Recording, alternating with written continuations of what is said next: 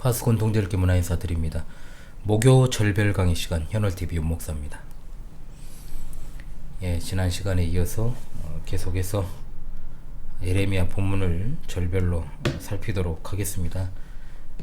오늘은 이제 예레미야 2장이 되겠습니다. 2장부터 이제 51장까지 본격적으로 이제 본론이 진행이 됩니다. 이 부분은 크게 이제 3부로 진행이 됩니다. 구성이 됩니다. 2장에서 25장 유다를 향해 예레미야가 직접 선포한 12편의 심판 경고 메시지로 구성되어 있고, 2부는 26장부터 46장까지 유다를 향한 예레미야의 정기적 애언이고, 3부 47장부터 51장은 열방을 향한 심판 애언입니다. 이렇게 3부로 구성되어 있어요. 그 중에서 이제 일부 첫 번째 설교가 2장 1절부터 3장 5절까지인데, 여기서는 남유다 백성들의 여호와에 대한 패역한 배신 행위를 개괄적으로 지적하며 책망하는 부분이 되겠습니다. 1절로 3절에서는 유다의 배신 행위를 지적하기에 앞서 광야 생활 가운데 하나님과 이스라엘의 관계가 돈독했던 그 사실을 회상하죠. 하나님과 그 백성 간의 이상적인 관계가 무엇인지를 다시금 조명함으로써 남유다의 현실을 부각시키는 목적을 갖습니다. 그리고 4절로 8절 남유다 백성들의 여호와 하나님에 대한 배신 행위를 신랄하게 지탄을 하죠.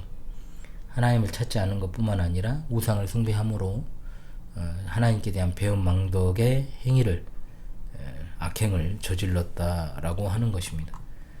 자, 그럼 이제 2장 1절부터 한 절씩 읽어가면서 절별로 해설하도록 하겠습니다. 여호와의 말씀이 내게 임하니라 이르시되 라고 했습니다. 자, 본격적인 본론을 시작하는 말씀, 역시 여호와의 말씀이 내게 임하니라. 첫 번째 이 설교는 남유다의 여호와께 대한 이 고의적 배도 행위를 고발하는 것이고, 또 심판을 경고하는 첫 번째 설교의 계시 부분이라고 볼 수가 있겠습니다. 첫 번째 설교는 요시야가 이제 종교 개혁을 본격적으로 단행하기 이전 선언된 것입니다. 그러므로 그 예언은 전적으로 하나님께서 지시하신 말씀에 따라 진행되는 것이요, 이것은 에레미야의 말이 아니라 하나님께로부터 온 신적 권위를 지닌 것이다 라는 사실을 보여주는 겁니다. 2절과죠. 가서 예루살렘의 귀에 외칠지니라 여호와께서 이와 같이 말씀하시기를 내가 너를 위하여 내 청년 때의 인애와 내 신혼 때의 사랑을 기억하노니 곧 씨 뿌리지 못하는 땅 그 광야에서 나를 따랐음이니라. 내 청년 때의 인애라고 하는 것은요, 어린 시절에 친구 사이의 어떤 정의를 지키는 것처럼 택한 백성 이스라엘이 출애굽 이후에 광야에서 하나님께 순종했던 사실을 은유적으로 표현한 겁니다. 내 신혼 때의 사랑이라는 게 이스라엘이 시내산에서 하나님과 언약을 맺고 하나님만 전적으로 사랑할 것을 맹세한 사실을 처녀가 청년을 만나서 결혼할 때, 듬직한 남자 청년을 만나 결혼할 때 사랑을 고백하며 열정적으로 사랑하는 것에 비유해서 표현한 것입니다. 아울러 택한 백성 이스라엘의 광야 생활에 대한 회상을 하고 있는데, 당시 이스라엘이 하나님만 의지해서 광야 40년을 지냈던 사실을 압축적으로 표현합니다.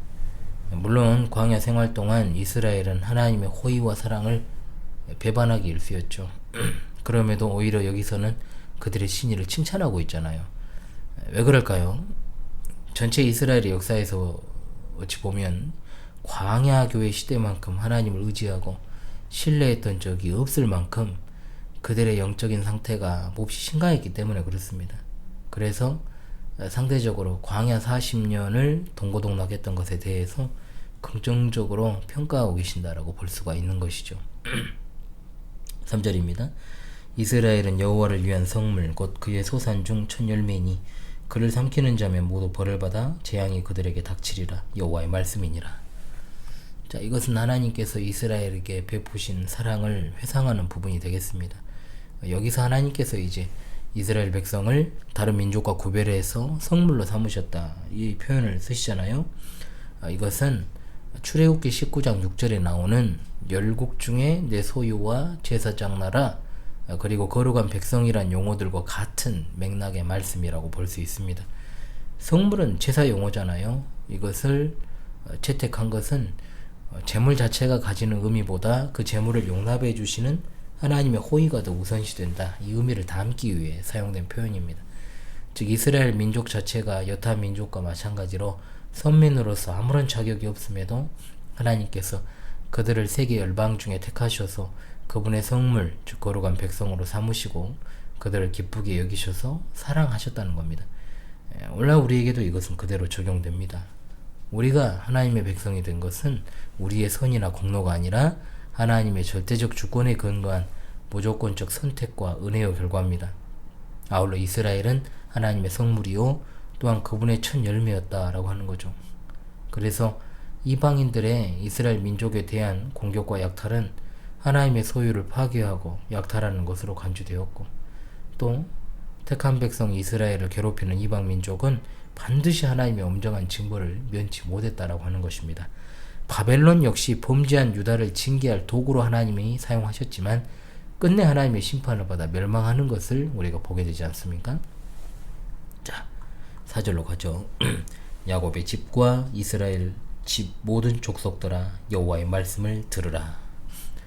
자, 4절부터 이제 8절까지는 이스라엘 백성들의 배도를 책망하는 부분입니다.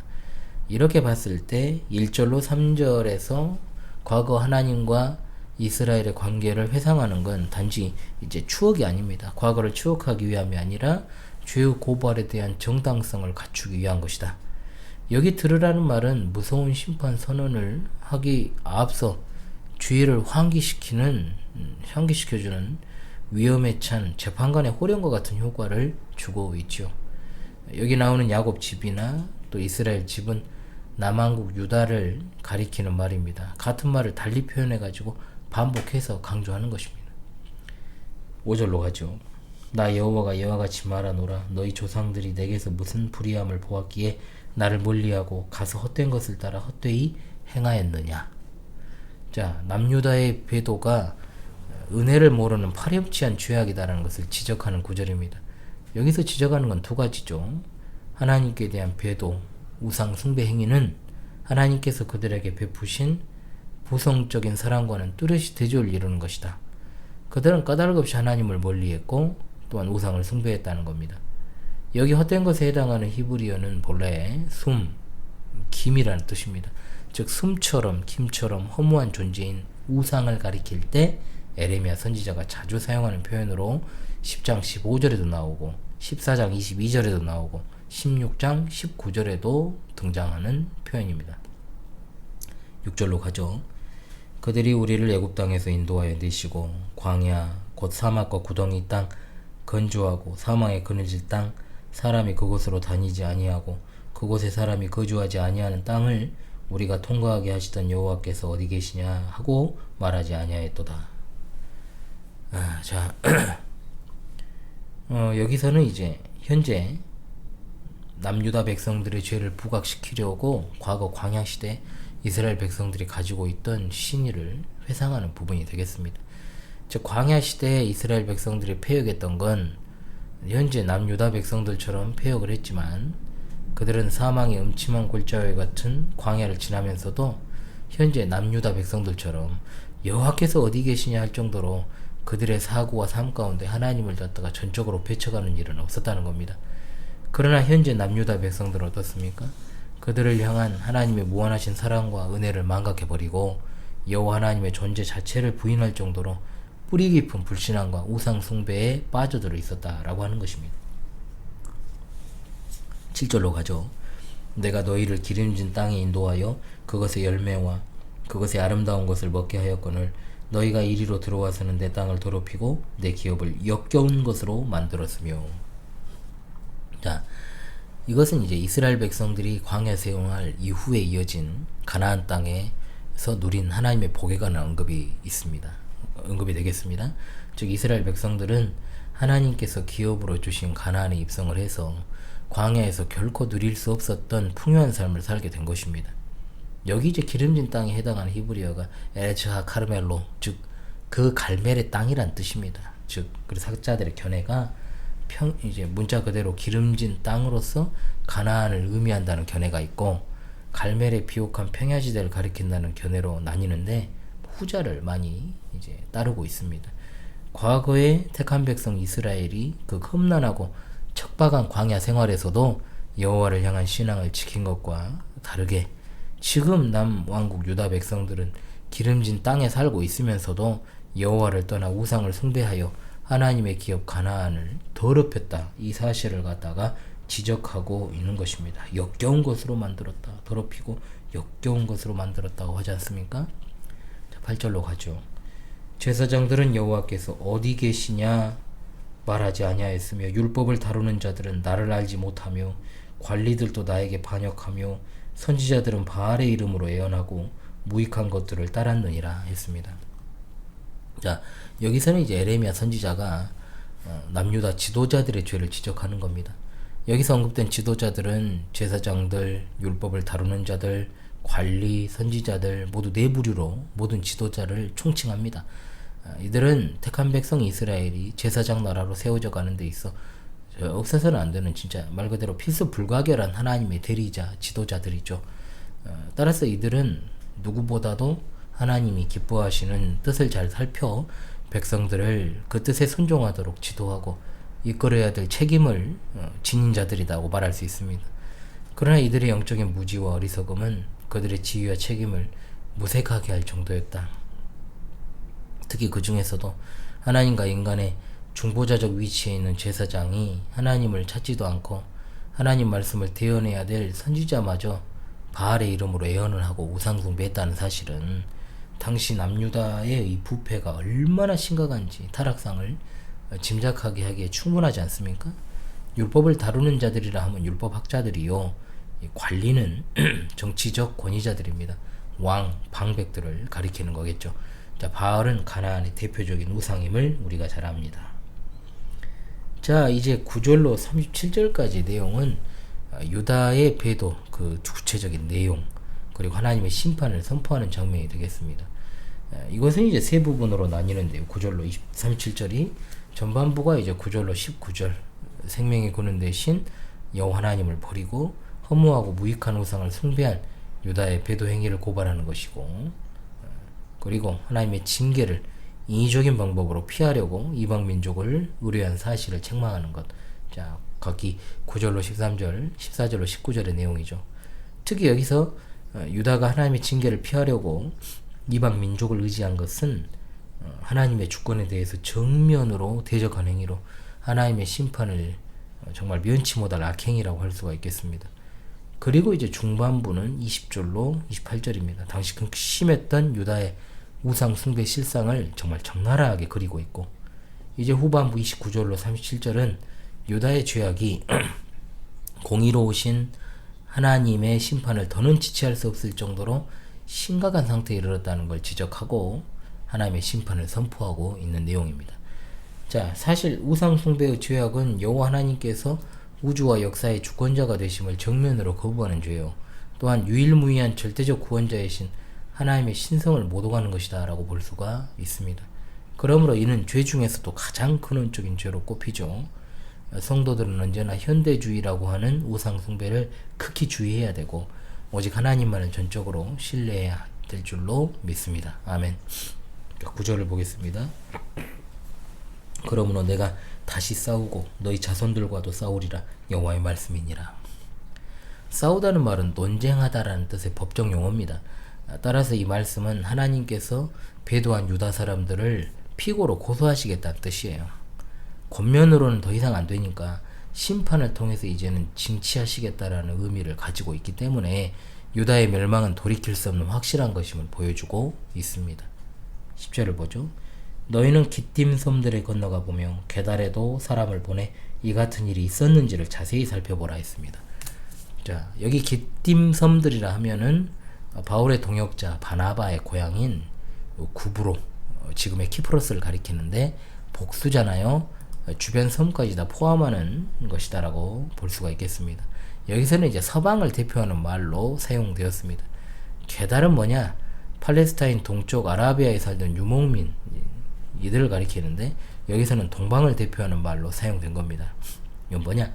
세계가 자기들이 섬기는 신을 배도하는 일이 있는가를 보라, 이 의미로 비록 그들이 섬기는 신들이 거짓된 우상이지만 열심히 섬겼던 이방 민족과 비교해서 참 신이신 여호와를 버리고 우상 숭배하는 유다의 죄악을 냉소적으로 책망을 하는 것입니다. 오늘날의 이단 집단에 정말 속한 사람들의 열심을 한번 보세요. 물론 그들의 열심은 잘못된 열심이고 또 그것 자체를 본받을 필요도 없지만 우리가 참된 진리를 믿는다 하면서도 참된 교회에 속해 있다고 하면서도 진리에 대해 너무나도 열심을 내지 못함은 책망받아야 마땅한 일이 아닌가 합니다. 거짓을 따르는 무리가 그것이 참 진리라고 믿으면서 가고 있지만 결국 멸망의 길 아닙니까? 이 사실을 생각하면서 진리의 열심인 참으로 진리의 파수꾼들이 다 되어야 될 것입니다. 자, 11절 가죠. 어느 나라가 그들의 신들을 신 아닌 것과 바꾼 일이 있느냐? 그러나 나의 백성은 그의 영광을 무익한 것과 바꾸었도다. 자, 이건 이방 민족이 참 신을 갖다가 거짓된 신과 바꾼 일이 없다는 말이 아니에요. 원래부터 그들은 사탄의 미혹을 통한 스스로 고안해낸 거짓 신을 섬겼습니다. 다만 이방 민족이 거짓 신을 섬길지언정 일관성 있게 섬기는 자세를 이야기하면서 유다 민족의 배도 행위를 책망하는 겁니다. 즉 본문에서 하나님께서 유다 사람들이 하나님의 은혜를 생생하게 체험했음에도 하나님을 버리고 그들과 아무런 상관이 없는 헛되고 무익한 우상을 섬기는 소행의 패역함을 한탄하고 있다라고 하는 내용입니다. 자, 12절을 보죠. 너 하늘아 이 일로 말미암아 놀랄지어다 심히 떨지어다 두려워할지어다 여호와의 말씀이니라. 자, 유다의 배도 행위로 인한 하나님의 노여움을 보여주는 구절입니다. 자, 여기 하늘은 유다의 배도를 증명하는 증인으로 묘사가 되는데요. 하나님을 버리고 우상을 숭배한 유다의 죄악이 감각 없는 피조물인 하늘조차 놀랄 만큼 크고 극심하다. 이걸 갖다가 나타내는 문학적 표현이라고 볼 수가 있겠습니다. 13절을 보죠. 내 백성이 두 가지 악을 행하였나니 곧 그들이 생수의 근원되는 나를 버린 것과 스스로 웅덩이를 판 것인데 그것은 그 물을 가두지 못할 터진 웅덩이들이니라 했습니다. 자, 유다 백성들의 죄가 크게 두 가지로 지적이 되는데요. 하나는 생수의 근원 되시는 하나님을 버린 것이요 다른 하나는 가두지 못할 터진 웅덩이를 판 것이다. 터진 웅덩이라 하면 헛되고 무익한 우상을 비유적으로 표현한 것입니다. 여기서 에레미야가 맑고 깨끗한 생수의 근원 되시는 하나님과 비록 물을 가둘 수 있다 할지라도 그 물이 부패할 수밖에 없는 흐릿하고 고여있는 웅덩이로서의 우상을 시각적으로 대조시켜서 유다의 배도가 굳이 논할 필요조차 없을 만큼 어리석은 일이다라는 것을 지적하고 있는 것입니다. 자, 14절 보겠습니다. 자, 14절에서 이제 19절까지는 이제 읽고요. 이스라엘이 종이냐 시종이냐 어찌하여 포로가 되었느냐 했습니다. 자, 여기서 19절까지는 유다 백성들이 이방의 포로로 잡혀간 이유에 대한 설명입니다. 이 부분의 내용은 요시야 제위 초기에 선포된 내용이기 때문에 바벨론의 포로로 끌려간 것을 뜻하진 않아요. 자, 여기 유다 백성들의 포로됨은 아마 히스기야와 므낫세 당시에 있었던 아시리아의 유다 침공을 염두에 둔 것이 아닌가. 열왕기하 18장과 19장을 배경으로 한다는 거죠. 역대하로 따지면 33장 10절로 13절. 그리고 이스라엘이 종이냐 시종이냐라고 반문하는 건 유다가 하나님의 장자로서 자유자임에도 불구하고 스스로 우상의 종이 되어서 우상을 숭배한 죄를 지적하는 말입니다. 그들이 포로된 원인은 뭐냐? 바로 우상 숭배에 있었다는 것을 시사합니다. 시종이라 함은 주인의 집에서 종인 부모에게서 태어난 자, 주인의 재산과 같이 취급되어서 영원히 주인의 종으로 살아가는 것이 시종입니다. 15절을 보죠. 어린 사자들이 그를 향하여 부르짖으며 소리를 질러 그의 땅을 황폐하게 하였으며 그의 성읍들은 불타서 주민이 없게 되었으며. 자, 어린 사자는 새끼 사자가 아닙니다. 활동이 왕성한 젊은 사자를 가리킵니다. 당시에 이제 근동의 패권국가 아시리아가 이제 요시야 제위 초기 때만 하더라도 근동의 최강자였죠. 그러다가 이제 아스루바니팔 왕이 죽고 나서 급격하게 쇠퇴해서 주전 612년 바벨론에 의해서 수도 니느웨가 함락이 되고 이 부분은 이제 나훔 공부할 때 했죠. 주전 605년 완전히 멸망을 합니다. 하반절은 이제 주전 701년에 있었던 아시리아 왕 산헤립의 두 번에 걸친 유다 침공을 떠올리게 하는 구절이 등장을 하죠. 아시리아 피문에 따르면 이 당시 산헤립은 유다 성읍 46개를 파괴하고 20만 가량의 포로를 잡아갔다라고 이제 나와 있다고 합니다. 자, 16절 보겠습니다. 놉과 다바네스의 자손도 내 정수리를 상하였으니 라고 했습니다. 자, 놉은 하 이집트 수도 멤피스를 가리킵니다. 몹이라고도 부르는데요. 위치는 이집트 수도 카이로 남쪽 20km 정도 떨어진 나일강 서쪽 언덕에 자리합니다. 다바네스는 오늘날 텔 네프네로 불리는 성읍입니다. 가나안에 근접한 도시죠. 요하난이 이집트로 망명해서 갔을 때 먼저 이곳에 정착한 건 가나안과 근접해 있다는 지리적 이유가 있습니다. 놉과 다바네스는 이집트 전체를 가리키는 말로 사용되었는데 유다가 늘 정신적으로나 군사적으로 의지했던 이집트가 도리어 유다 멸망의 결정적 역할을 감당하게 된다. 주전 609년 있었던 이집트 왕 누고와 무기또 전투에서 누고가 이제 요시아가 전투에서 이제 패해서 전사해서 유다의 멸망이 급소화된 사실을 이제 암시하고 있습니다. 17절 내 하나님 여호와가 너를 길로 인도할 때 내가 그를 떠남으로 이를 자취함이 아니냐. 이건 이제 유다가 아시리아와 이집트의 침략을 받아서 국토가 유린되고 백성들이 포로로 잡혀가게 된 게 그들이 하나님을 버리고 우상 숭배하고 역사와 우주 만물의 주권자 되신 하나님 대신에 이방의 군사력을 더 의지해서 하나님의 진노를 샀기 때문이라는 겁니다. 즉 유다에 임한 재앙은 순전히 자업자득이다라고 하는 것입니다. 18절을 보죠. 네가 시올의 물을 마시려고 애굽으로 가는 길에 있으면 어찌 됨이며 또 내가 그 강물을 마시려고 아수르로 가는 길에 있으면 어찌 됨이냐. 시올의 뜻은 검다, 흐린이란 말입니다. 우기 때 흙탕물을 흘려보내는 나일강의 별칭입니다. 따라서 본문은 유다가 역사의 참 주권자가 되신 하나님 대신 이집트를 더 의지한 사실을 비유적으로 표현한 거죠. 그 강물은 뭐냐? 유프라테스 강입니다. 즉 아시리아를 의지해서 나라의 안위를 보장받으려고 한 유다의 친아시리아 정책을 책망하는 반어적 표현입니다. 자, 즉 하나님의 보호를 받지 못한 유다가 주체성 없이 자신들의 안위를 주변 강대국 이집트나 아시리아에 의지해서 보장받으려 했다는 거죠. 그러나 이집트와 아시리아 사이를 계속해서 부지런히 오간들 시계추처럼 그들의 안식과 평안이라고 하는 것이 있을 수가 없습니다. 역사는 강대국에 의해서 움직이는 게 아니라 하나님의 주권적 섭리에 의해서 결정되기 때문이요. 따라서 하나님을 떠난 자에게 결코 참된 평안이 있을 수 없습니다. 19절까지 보겠습니다. 오늘은 내 악이 너를 징계하겠고 내 반역이 너를 책망할 것이라. 그런즉 내 하나님 여호와를 버림과 내 속에 나를 경외함이 없는 것이 악이요 고통인 줄 알라. 주 만군의 여호와의 말씀이니라 그랬습니다. 자, 그러므로 유다가 하나님을 버리고 대신 주변 강대국을 의지하여 국가의 안전을 보장받으려고 한 모든 노력이 하나님께 악으로 여겨져서 도리어 그들이 처하게 될 모든 환난의 원인이 될 것이라는 겁니다. 여기서 패역이라는 것은 유다가 하나님 대신에 이집트와 아시리아를 의지한 것을 가리킵니다.